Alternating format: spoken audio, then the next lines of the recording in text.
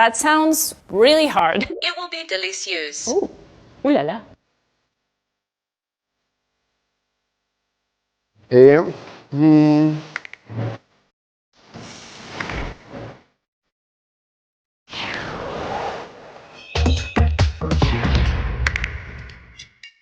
This should be interesting. I'm definitely gonna need some help. What French food can I make with bacon, eggs, Gruyere cheese?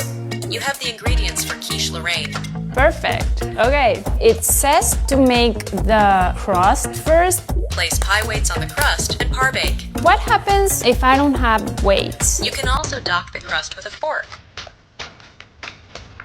This is ready for the oven. Next, prepare the filling. Grate the Gruyere. Cheese is life. Sauté the bacon. Beat eggs with cream, salt, and pepper. Nice. Okay, so we're just gonna put this in the oven to bake it for 35 minutes, and I'll be back. It's ready. Et les lardons, comme je disais, de loin ça se voyait, ils étaient bien cuits.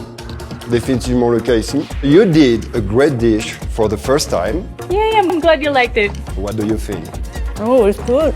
What should we cook tomorrow night?